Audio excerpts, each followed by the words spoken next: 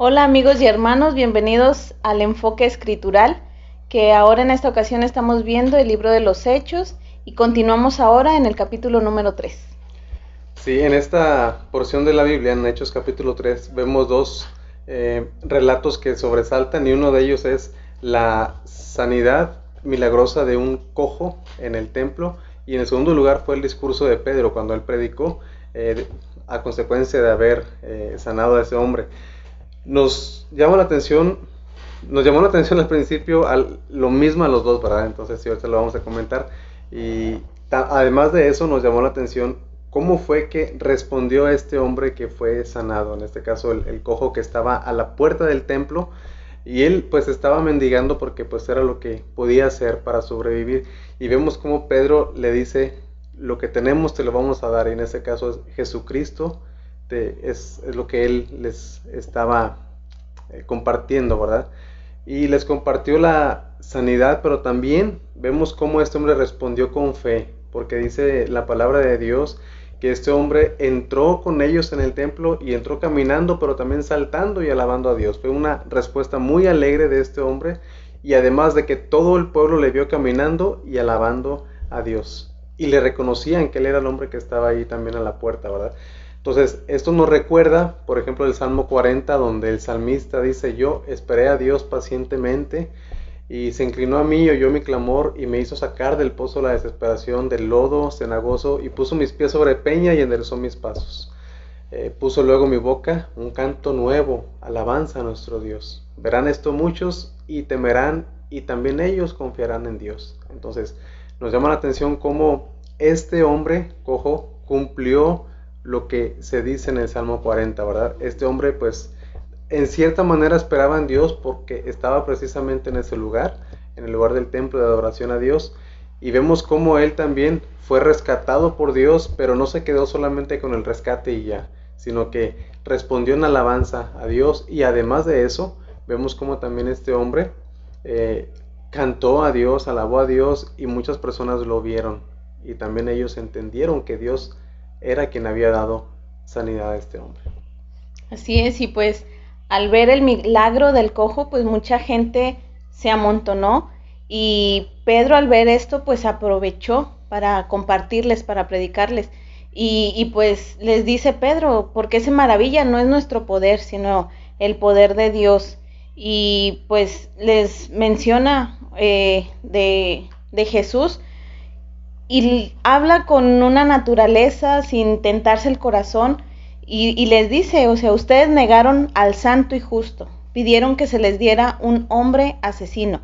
Y en el versículo 15 dice, y mataron al autor de la vida, al cual Dios ha resucitado de los muertos. De esto nosotros somos testigos. Y pues Pedro les comparte y no solamente pues les acusa o les dice lo que hicieron mal, sino también pues les da la solución o lo que deben de hacer. O sea, si ya hicieron algo malo, ahora qué deben de hacer. Pues en el versículo 19 les dice, pues arrepiéntanse y conviértanse para que sean borrados sus pecados. Y pues es lo que nos toca hacer. O sea, si aún no has decidido seguir a Cristo, creerle, buscarle, pues es lo que nos toca hacer. Dios ya hizo todo. ¿Qué fue lo que hizo? Mandó a su único hijo Jesús. Y Él es el único que puede borrar nuestros pecados. Y pues nosotros nada más arrepentirnos, convertirnos y realmente seguir y buscar a Jesucristo. Sí, y en esto es en lo que concordábamos porque le dije a mi esposa, ¿qué te llamó la atención? Y me dijo, ¿cómo fue que Pedro les habló así directamente? Y dije, yo también quiero decir eso. Entonces, veíamos cómo, o vemos aquí en la Biblia, cómo el instrumento que Dios usó, Dios decidió usar a Pedro.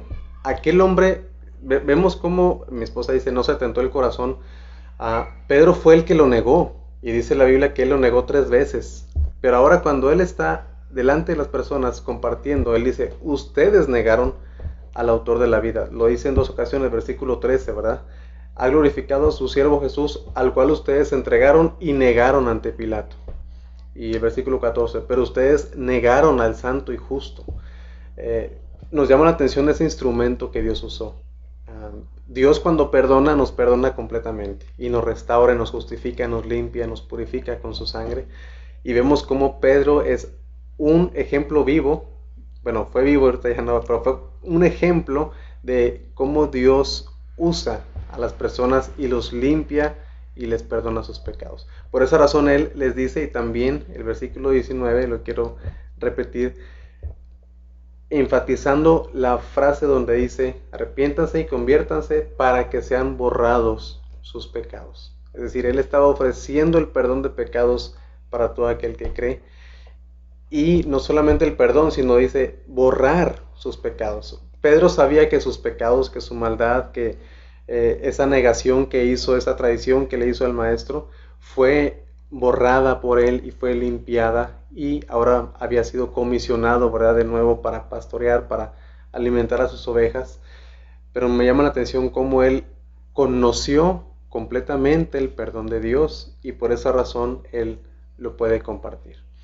Más adelante con Pedro, y cuando él escribe su carta, vemos también cómo Pedro entiende que la salvación, dice, son las cosas de la salvación y de lo que se habla de la salvación y las profecías de la salvación, dice, son cosas que anhelan mirar los ángeles. Ellos anhelarían disfrutar la salvación que tenemos nosotros.